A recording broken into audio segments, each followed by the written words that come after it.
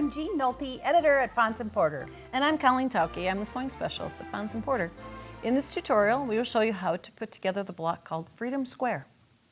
Well, this is a quilt that's made from 2.5-inch strips of red, white, and blue fabrics. And if you'd like the pattern for this quilt, go to fonsandporter.com/quiltingquickly. So this is pretty simple. You make blocks that look like this and put them together. And all the blocks are exactly alike. They're just turned so the red's on top or the blue is on top. Twist and turn. So Okay. the first thing you need to do is make strip sets. Okay, so we're going to select a red, a white, and a blue.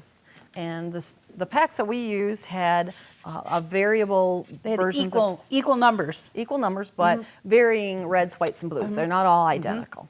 So the only thing you need to know about these strip sets is always press toward the blue fabric. If you just remember that, you'll have good luck, and we'll show you why later. And one help then when you're making a strip set is if you vary the direction that you sew. So if you were putting together the blue and white, if you were to sew this direction, joining those two, and when you add the red to sew the other direction, it keeps your strip set nice and straight. Otherwise they get kind of a bend in them get sometimes. kind of a bow. So what we're going to do, we have a special ruler here that's the exact right size for this quilt. If you don't have this ruler, you can make a template with template material. In the directions for the pattern, it tells you what size that template needs to be cut. So just follow along. We're going to start here and cut our first one. I've just got a little bit of extra on that end, and I'm going to just cut right along the ruler. And then on the first one, you need to flip this over.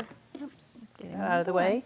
To cut the second side, you'll notice that the tip of your ruler sticks over the edge of the strip set, about 1/8 of an inch. Just a little bit at the top of that pyramid shape. So that is scrap. All right, so there's our first triangle cut out of our strip set, and you can see it's got a little square tip there.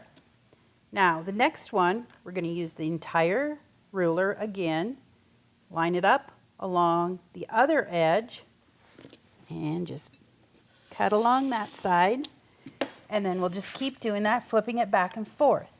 Now, this is one thing you have to pay attention when you're cutting, which you can get 5 triangles out of a strip set, and you need equal numbers of ones with red on the outside and blue on the outside. So sometimes you'll start cutting on the red side, so you get 3 reds as the long side and 2 blues. And sometimes you'll start cutting on the blue side, so you get 3 blues and 2 reds. And that's very important so that you have the exact same number of each kind to make your blocks. The idea is that the strip set will only allow you to cut 5 pieces. 5 is an odd number. Somebody's going to get left out of the party in the end. So kind of keep track. What I would do if I were when I'm working on something like this is actually just stack them up and keep count.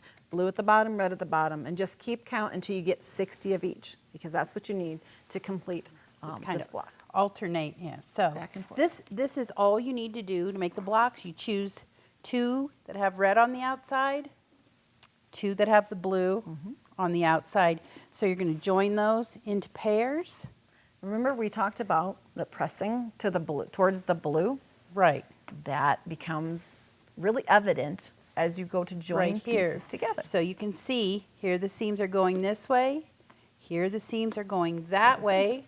So I would probably put a pin in each of those intersections and sew them, and then you'll get perfectly nested seams. So you get those opposing seams, so it'll lock in perfectly. Great. And it'll look like you worked really hard to get these great points. You can see that, how it worked all the way around, where here on these 2 sides, they're going out, to the outside, and on these 2 sides, they're going in to the center. And if you want to, if you have a little bulk right here in the center, you can sort of twist that open to make it lie flat. And you just need 30 of those blocks to make your quilt. Now, if you look at the quilt itself, the blocks twist and turn, so red top, then blue at the top, back and forth. It's a great way to use the 3 colors and make a lot of interest in a quilt. You'll also notice that the binding is a combination of red and blue, and you use your leftover strips in red and blue to make that binding, And we cut ours in half lengthwise, so they were only like 20-inch long strips, so the color changes more often. Thanks for joining us today. For more of our video tutorials, visit our website.